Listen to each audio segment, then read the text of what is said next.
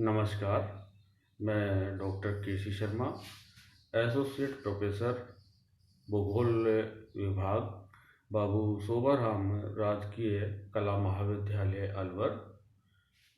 आज हम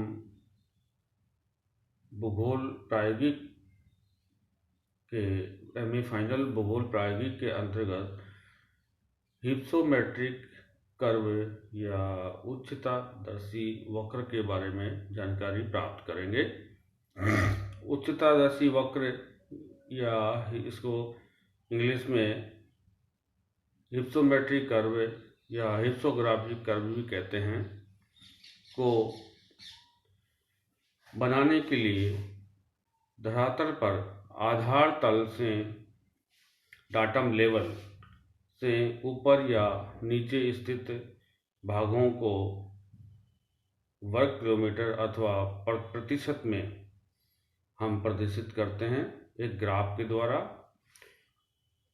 उच्चतादर्शी या हिप्सोग्राफिक कर्व के द्वारा किसी समोच्च रेखीय मानचित्र में आधार तल डाटम लेवल से ऊपर या नीचे की ओर विभिन्न ऊंचाई वाले भागों के वर्ग किलोमीटर अथवा प्रतिशत में क्षेत्रफल को प्रकट किया जाता है, जिससे वक्र को देखकर यह पता लगाया जा सकता है कि उस मानचित्र में कितना प्रतिशत क्षेत्रफल समुद्र तल से कितनी ऊंचाई तक फैला हुआ है। उदाहरण के लिए यदि हम देखें किसी क्षेत्र का जिसका हमको उच्चतादर्शी वक्र बनाना है, जिसको मानचित्र में 100 मीटर की अंतराल पर बनी हुई समोच्च रेखाओं के द्वारा दिखाया गया है, तो उसका सबसे पहले उस क्षेत्र का पूरे जो अध्ययन क्षेत्र है उसका हम क्षेत्रफल ज्ञात करेंगे।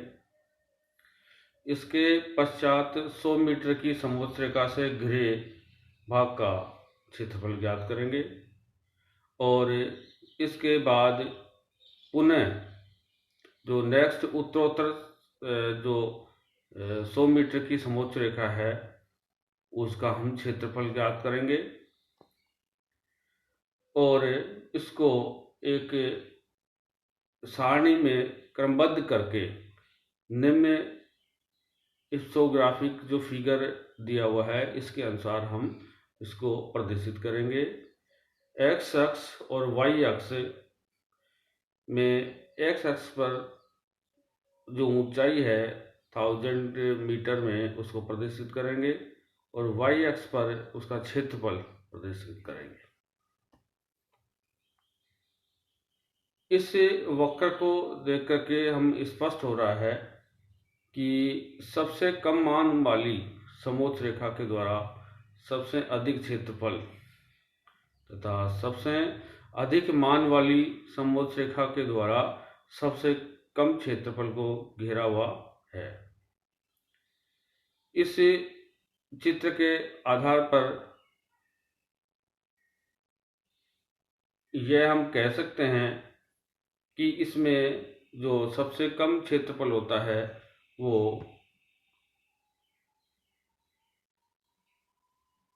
ऊंचाई ज़्यादा वाले स्थानों पर मिलेगा और सबसे ज़्यादा क्षेत्रफल जहाँ ऊंचाई कम है वहाँ पर अधिक पाया जाएगा। इसको अलग अलग समोच्च रेखाओं के द्वारा जो घिरे हुए क्षेत्रफल हैं उनकी ऊंचाई के अनुसार बिंदुओं को हम अंकित कर लेते हैं और इस प्रकार से हम वक्र को पूर्ण करते हैं। नीचे एक समोच्च रेखीय मानचित्र दिया हुआ है, फिगर नंबर 2। इस फिगर का जो क्षेत्रफल है वो मापक है वो है RF 1:5 लाख और इसका हमको हिप्सोग्राफिक कर्व या हिप्सोग्राफिक जो है मानचित्र कर्व बनाना है, हिप्सोग्राफिक आरेख वो कर्व बनाना है। तो इसके लिए सबसे पहले हम इस पूरे क्षेत्र में समांतर आकार की रेखाएं डालेंगे। इसकी दो विधियां हैं करने की। पहली विधि के अनुसार प्रत्येक जो उत्तरोत्तर समोच्च रेखा है उसके बीच का जो क्षेत्रफल है उस क्षेत्रफल को हम प्लेनीमीटर की सहायता से ज्ञात करें। और इस विधि में हमको एक्यूरेसी की या शुद्धता की अधिक आवश्यकता होती है। इसके समाधान के लिए ए मिलर महोदय ने इसके लिए नई विधि बताई। प्लेनीमीटर के द्वारा संलग्न देशांतर रेखाओं के मध्य स्थित भाग का क्षेत्रफल ज्ञात करने में होने वाली जो कठिनाई है इसको दूर करने के लिए ए मिलर नामक ये जो विद्वान हैं, भूगोलवेत्ता हैं, इन्होंने अलग विधि बताई। मिलर के अनुसार मानचित्र में प्रदर्शित अलग अलग भागों का प्रतिशत में क्षेत्रफल ज्ञात करने के लिए समोच्च रेखा मानचित्र पर कोई दूरी लेकर समांतर रेखाएं खींच लेते हैं। इसके पश्चात प्रत्येक दो संलग्न समोच्च रेखाओं के मध्य स्थित इन समांतर रेखाओं के समस्त अंतरखंडों इंटरसेप्ट की कुल लंबाई ज्ञात करते हैं। इस लंबाई को समस्त समांतर रेखाओं की कुल लंबाई के प्रतिशत में ज्ञात करने पर जो संख्या प्राप्त होगी वह संबंधित संलग्न रेखाओं से घिरे भाग को मानचित्र में कुल क्षेत्रफल के रूप में प्रदर्शित करेगी। यदि हम इसको निम्न जो टेबल दी हुई है इस टेबल के अनुसार देखें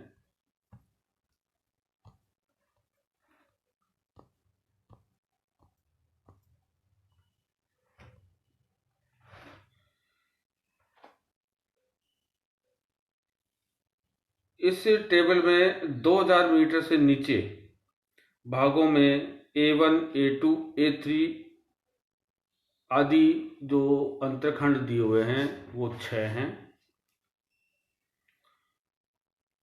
इसी प्रकार से 2000 से 2500 मीटर के बीच कुल 12 अंतरखंड दिए हुए हैं। और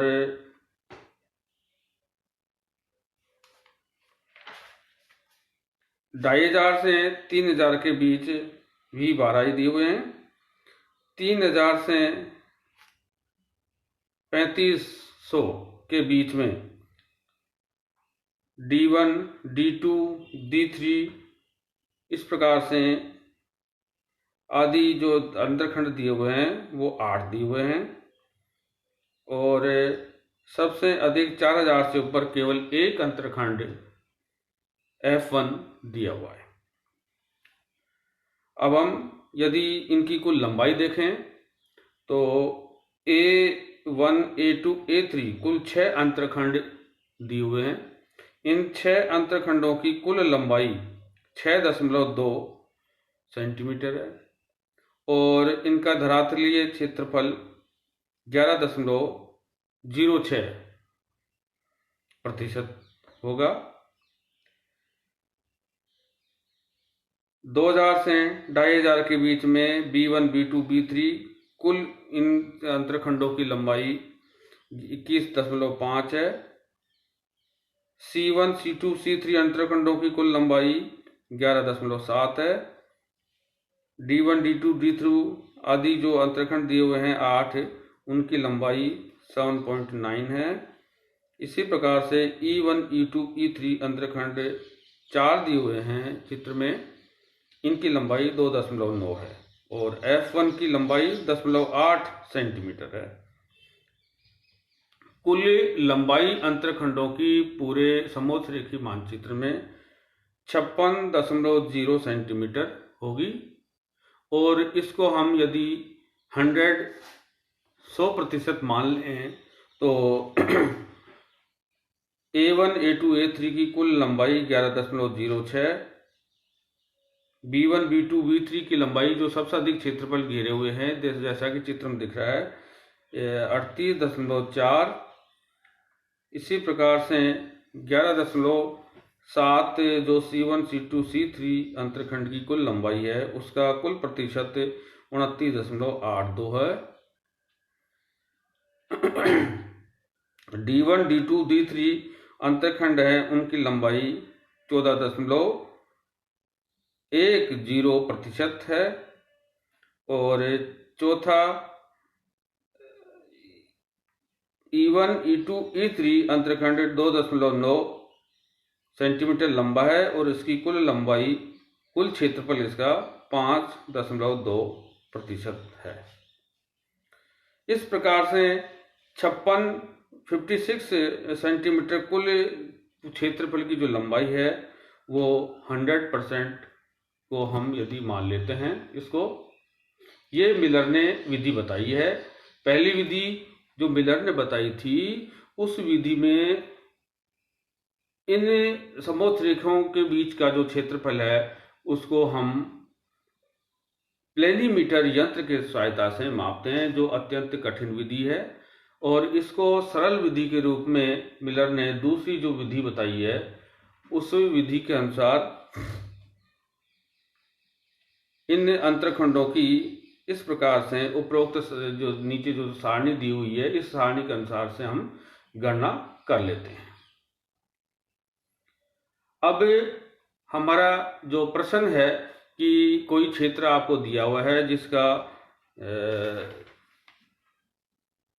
आरे वो मापक 1:5 लाख है, तो उसका हिस्सोमेट्री कर्व बनाने के लिए सबसे पहले जो मानचित्र हमको दिया हुआ है समोच्च की मानचित्र, उसकी लंबाई 10.2 सेंटीमीटर हमने माप ली और उसकी चौड़ाई 7 सेंटीमीटर हमने माप ली।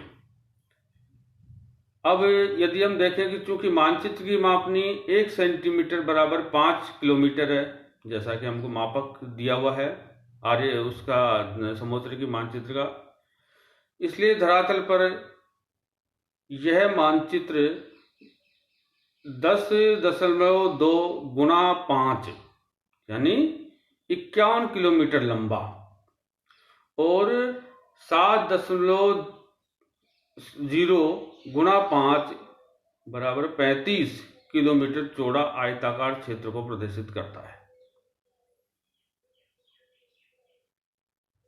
इस मानचित्र में प्रदर्शित क्षेत्र का धरातल पर कुल क्षेत्रफल 1785 वर्ग किलोमीटर यानी 51 गुना 35 1785 वर्ग किलोमीटर क्षेत्रफल उसका होगा। अब हम इसको टेबल 2 जो नीचे दी हुई है इसी टेबल के आधार पर हम इसकी गणना करते हैं और इस गणना में मिलर के द्वारा जो बताई गई विधि है उस विधि के अनुसार विभिन्न ऊंचाई कटिबंधों के अंतर्गत आने वाले क्षेत्रफल की प्रतिशत में गणना करते हैं। हिस्सोमेट्रिक वक्र या हिस्सोमेट्रिक कर्व बनाने के लिए इन प्रतिशत मानों से निम्न प्रकार आवश्यक क्षेत्रफलों के वास्तविक मान को ज्ञात किया जा सकता है। फिगर 3 के अनुसार ग्राफ पेपर पर दो समकोण पर काटती हुई संलग्न दो सरल रेखाएं खींचते हैं। ऊर्ध्वाधर सरल रेखा पर ऊंचाई की माप और क्षैतिज सरल रेखा पर क्षेत्रफल की मापनी बनाते हैं। इसके पश्चात क्षेत्रफल के अलग अलग मानों से संबंधित ऊंचाइयों को ग्राफ पेपर पर बिंदुओं के द्वारा प्रकट करते हैं। इन बिंदुओं को मिलाते हुए एक वक्र की रचना करते हैं। क्षैतिज रेखा पर 0 से 1785 वर्ग किलोमीटर दूरी देखने वाले बिंदु तक की लंबाई को 100 समान भागों में विभाजित कर दिया जाए तो चित्र देख करके यह आसानी से पता लगाया जा सकता है कि कुल क्षेत्रफल का कितना कितना प्रतिशत भाग कितने मीटर से भी अधिक ऊंचा है। इस चित्र में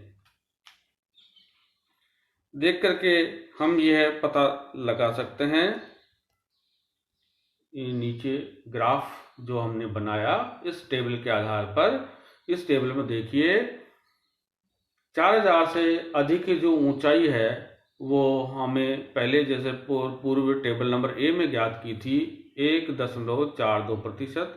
1.4% को हम वास्तविक वर्ग किलोमीटर क्षेत्रफल में यदि कन्वर्ट करें तो 1.42 गुणा 1785 जो पूरे क्षेत्र का क्षेत्रफल है, पूरा अध्ययन क्षेत्र का क्षेत्रफल है, में 100 का भाग दें तो 25.347 वर्ग किलोमीटर इसका क्षेत्रफल आया। इसी प्रकार से 3500 से अधिक ऊंचाई पर जो क्षेत्रफल है वो 6.62% है और इसका वास्तविक क्षेत्रफल 118.167 वर्ग किलोमीटर होगा। इसी प्रकार से 3000 से अधिक ऊंचाई वाला क्षेत्रफल 20.72% या 369.852 वर्ग किलोमीटर इसका वास्तविक क्षेत्रफल होगा। फिगर में स्पष्ट रूप से दिखाया हुआ है कि 75% भाग 2175 मीटर से ऊंचा है और 50% भाग 2500 मीटर से ऊंचा है और 25% भाग 2900 मीटर से भी अधिक ऊंचा है। स्पष्ट इसमें दिखाया हुआ है। इस प्रकार से हिप्सोमेट्रिक या उच्चतादर्शी वक्र की हम रचना करते हैं।